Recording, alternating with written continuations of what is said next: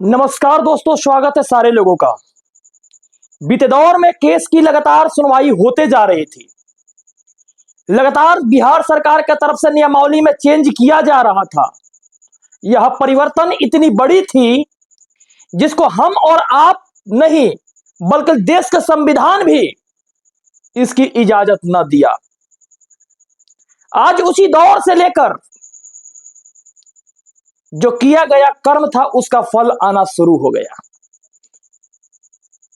मित्रों, मैं आज एक बहुत बड़ी बहस की चर्चा करने वाला हूं, जो एक केस सुप्रीम कोर्ट से आई और एक केस पटना हाई कोर्ट से आई। बीते दौर में के पाठक, अतुल प्रसाद ने कश्ती सी बहाली खींच कर लाए थे। उसमें 661 भगवान कृष्णा में नियमावली इन्वर्टिजमेंट जो था, जितना सारे सब्सिक्वेंट स्टेप थे, सारे कुछ इनवैलिड थे। उस केस की सुनवाई हुई पटना हाई कोर्ट में। सुप्रीम कोर्ट के एलाइट में पटना हाई कोर्ट के जज साहब ने कहा कि ये जो बहाली है आपने किस प्रारूप पर किया है, जबकि ट्रिपल बेंच की जो जजमेंट थी उस जजमेंट को आपने चुनौती भरा रूप देकर किस तरह से आप इस बहाली को किए हैं, जबकि नियमावली 661 पे क्वेश्चन थी।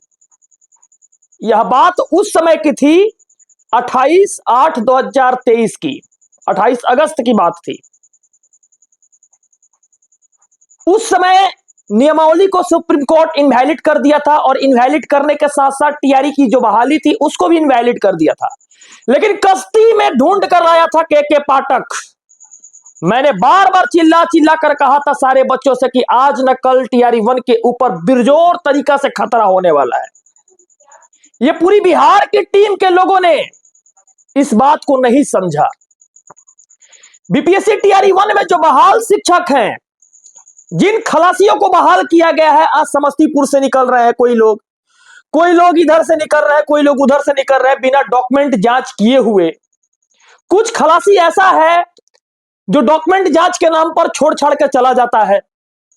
कुछ खलासी ऐसा है जो पहले से डोमिसाइल नीति बनवा कर आया है, तो कुछ खलासी ऐसा है जो सीटेट पेपर को मैनेज करके, आपने देखा होगा कि 80% सेंटर पे सीटेट का पेपर को मैनेज किया गया था। एक पेपर में 46 और दूसरा में 126। आपको वह दौर भी याद होगी।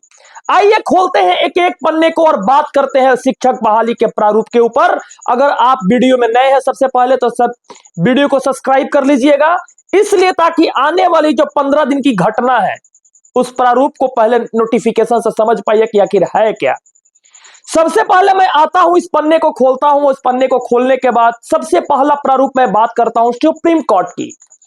661 में जो क्वेश्चन हुआ था नियमावली, उसमें सबसे पहली इसकी स्टोरी ये थी कि 2018 से बीएड और डीएलएड की केस गई थी सुप्रीम कोर्ट। तो जो पिटिशनर्स भगवान कृष्णा थे उनका ऑलरेडी जो केस था, ऑलरेडी उस केस के आधार पर पटना हाईकोर्ट में आया। उसके साथ साथ बहुत सारी इसकी प्रारूप भी थी। तो उस समय जब 24 अगस्त के दिन पेपर था टीआरई का, तो पेपर देने के बाद हुआ क्या कि सबसे बड़ी समस्या ऐसा आया कि उस समय बीएड और डीएलएड दोनों कोई एग्जाम दिए थे, लेकिन इस जजमेंट के अनुरूप में केवल डीएलएड वाले का रिजल्ट आया, जबकि विज्ञापन में आप देखे होंगे बीएड और डीएलएड दोनों चीज होता है। उसके साथ साथ 26, 27 चेंजेज आपको नजर आएगी। उस चेंजेज के ऊपर अतुल प्रसाद ने इतना बड़ा चेंज किया नियमावली के अंदर कि आज वही भुगतना पड़ रहा है पूरे कोर्ट में।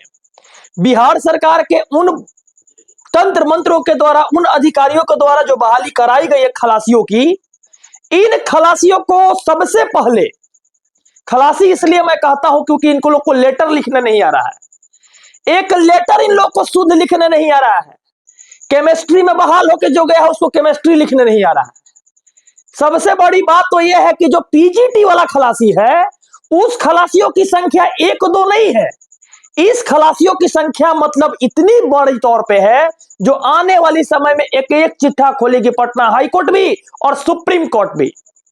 मैं तो चिट्ठा इसलिए खोलता हूं क्योंकि एक सोशल मीडिया के साइट के माध्यम से आप लोग को बताने का काम करता हूं। बीते दौर में मैंने जितनी सारी बातें कही वो सारी बातें सही हुई है, लेकिन एक बात सही क्या नहीं हुआ है, सर छठा चरण से बीएड नहीं निकल पाया। टीआरई 1 का स्थिति देखिए, ऑलरेडी ऐसे ऐसे नाव डोल रहा है और नाव में छेद हो चुका है। जितना दिन बचना होगा उतना दिन बचा सके सरकार। सुप्रीम कोर्ट के ट्रिपल बेंच का ऑर्डर, कोई भी जज साहब कोई भी जब कोर्ट फैसला कर देती है, सत्ता आती है और जाती है। नीतीश जी कितने दिन बचाएंगे आपको? नीतीश जी कितने दिन बचाएंगे? ये सत्ता की जो सुख है ना, जब तक कुर्सी पर बैठे हैं तब तक आपको से रहे हैं नीतीश जी।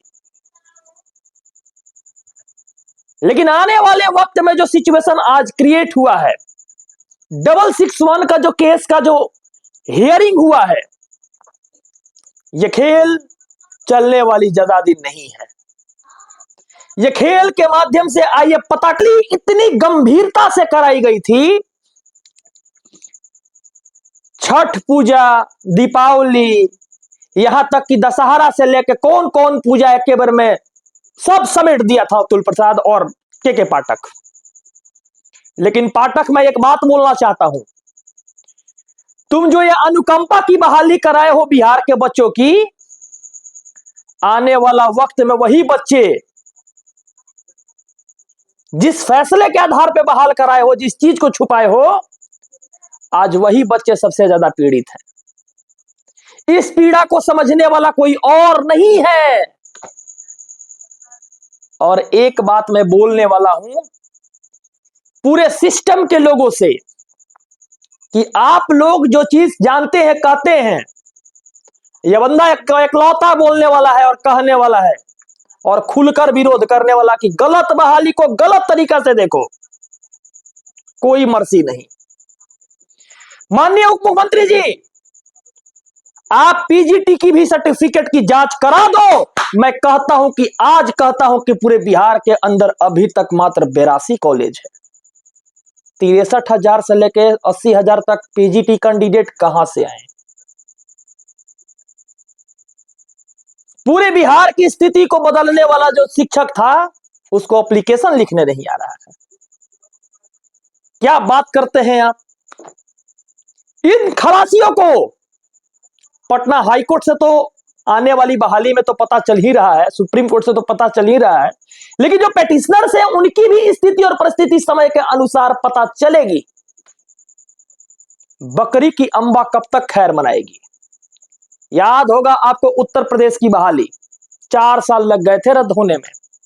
मैं तो ऑब्जर्व कर रहा हूं, मेरे नाम पर केस तो नहीं है, मैं तो देख रहा हूं सारी बातों को, सारी विषय वस्तु को, इसके बाद मैं कह रहा हूं। इस बातों को भी तो समझ रहे हैं। सीटेट के मुद्दा पर भी सुनवाई हो चुकी है, फैसला रिजर्व हो गया है, सीटेट हार गया है, इसकी भी कल वीडियो बनेगी। जो लोग चैनल पर हैं, मैं तो उन लोगों से यही कहूंगा कि हर कोई जो ताकत आपने दिया है, आप लोग सपोर्ट कीजिए, आप लोग सपोर्ट कीजिए। देखिए एक दिन बहुत बड़ी न्यूज आप लोगों को मिलेगी और वो न्यूज छोटा मोटा न्यूज नहीं रहेगा। आपके हित के लिए जो काम करना रहेगा वो किया जाएगा। चलिए, बहुत बहुत शुक्रिया, बहुत बहुत शुक्रिया। जो नए होंगे वीडियो को शेयर जरूर करेंगे। धन्यवाद।